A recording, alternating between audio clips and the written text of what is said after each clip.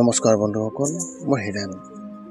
আজি এই ভিডিঅ'টোৰ জৰিয়তে এই 2024 বৰ্ষৰ জুলাই মাহটোত কুম্ভ ৰাশি ব্যক্তিসকলৰ সম্পূৰ্ণ ফলাফল আপোনালোকক এই ভিডিঅ'টোৰ জৰিয়তে আগবঢ়াইছোঁ। প্ৰথমে মোৰ চেনেলটো আপোনালোকে ছাবস্ক্ৰাইব কৰি ল'ব, যাতে মোৰ পিছৰ ভিডিঅ'বিলাক আপোনালোকে সহজে লাভ কৰিব পাৰে। লগতে মোৰ ভিডিঅ' যদি ভাল লাগে তেনে লাইক আৰু শ্বেয়াৰ কৰিব, কমেণ্ট কৰি আপোনালোকৰ মনোভাৱ প্ৰকাশ কৰিব। এতিয়া আহোঁ মূল বিষয়লৈ। কুম্ভ ৰাশি ব্যক্তিসকলৰ এই জুলাই মাহটোত তেওঁলোকৰ পাৰিবাৰিক জীৱনৰ ক্ষেত্ৰত এনেধৰণৰ।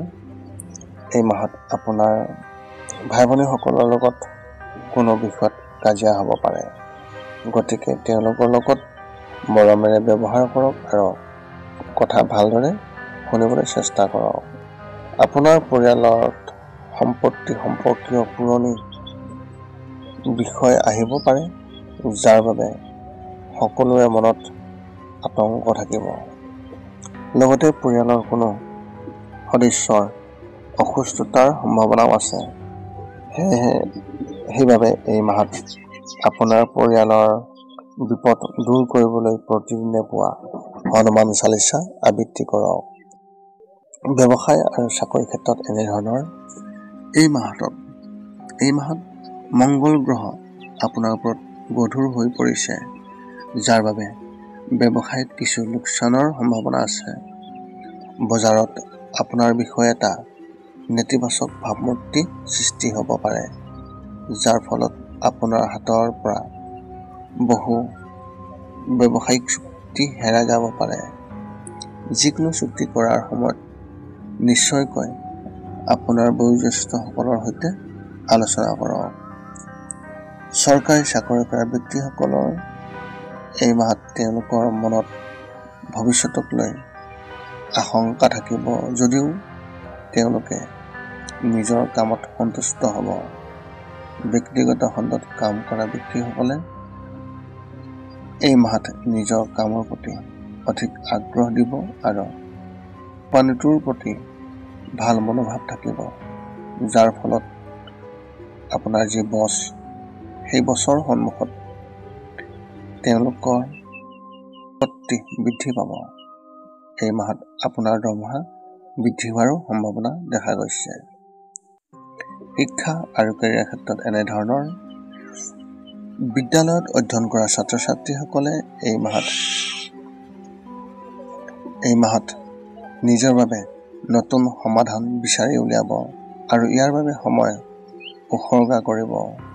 কিছুমান প্ৰত্যাহ্বান আপোনাৰ সন্মুখত আহিব পাৰে, কিন্তু আপুনি সাহসেৰে সেইবোৰ সন্মুখীন হ'ব।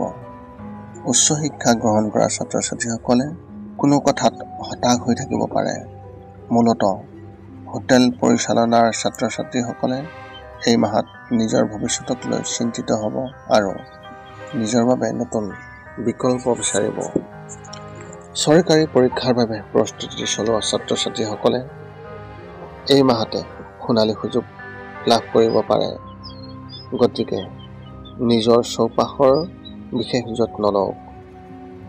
কোনো সুযোগ হাতেৰে পাৰ হৈ যাবলৈ নিদিব আৰু তাত আপোনাৰ 100% আপুনি সময় দিবলৈ চেষ্টা কৰক, য'ত আপুনি 100% সফলতা হোৱাৰ সম্ভাৱনা দেখা গৈছে। প্ৰেমৰ ক্ষেত্ৰত এনেধৰণৰ। এই মাহটো প্ৰেম জীৱনৰ বাবে খুবেই ভাল আৰু আপুনিও আপোনাৰ সংগীৰ প্ৰতি সৎ হ'ব। বিবাহিতসকলে হয়তো নিজৰ সংগীৰ প্ৰতি আৱেগিক হৈ পৰিব আৰু তেওঁলোকৰ বাবে নতুন কিবা এটা কৰিবলৈ চেষ্টা কৰিব। সম্পৰ্কত থকা ব্যক্তিসকলে নিজৰ সংগীৰ স্বাস্থ্যক লৈ বিশেষ চিন্তিত হ'ব পাৰে। বিবাহৰ বাবে অপেক্ষা কৰি থকা ব্যক্তিসকলে এই মাহত নিজৰ জীৱনসংগী বিচাৰি উলিওৱাত শক্তি অপচয় কৰিব নালাগে, কাৰণ এই মাহত ইয়াৰ কোনো শুভ লক্ষণ দেখা পোৱা নাযায়। কাৰোবাৰ প্ৰতি আকৰ্ষিত হ'লে তাতো হতাশ হ'ব। স্বাস্থ্যৰ ক্ষেত্ৰত এনেধৰণৰ। স্বাস্থ্যৰ দৃষ্টিকোণৰ পৰা এই মাহত আপুনি দুৰ্বল অনুভৱ কৰিব আৰু কোনোবা নহয় কোনোবা ৰোগত আক্ৰান্ত হ'ব। এনে পৰিস্থিতিত স্বাস্থ্যৰ বিশেষ যত্ন লওক আৰু কোনো কথাতে বেছি চিন্তা নকৰিব। প্ৰতিদিনে ব্যায়াম বা যোগাসন কৰাৰ অভ্যাস গঢ়ি তুলিবলৈ খুব ভাল অভ্যাস কৰক। আপুনিও মানসিকভাৱে অসুস্থ অনুভৱ কৰিব পাৰে, যাৰ বাবে আপুনি মানসিক চাপত পৰিব পাৰে। এনে সময়ত নিজৰ ওপৰত বিশ্বাস বজাই ৰাখক আৰু ধৈৰ্য ধৰি ৰাখক। আপোনাৰ এই মাহত শুভ সংখ্যা হিচাপে 8 আৰু শুভ ৰং হিচাপে আপুনি এই মাহত ধূসৰ ৰং ব্যৱহাৰ কৰিব পাৰে। এই আছিল কুম্ভ ৰাশিৰ ব্যক্তিসকলৰ জুলাই মাহটোৰ সম্পূৰ্ণ ফলাফল। পুনৰ লগ পাম অন্য এটা ভিডিঅ'ত। আজিলৈ ধন্যবাদ।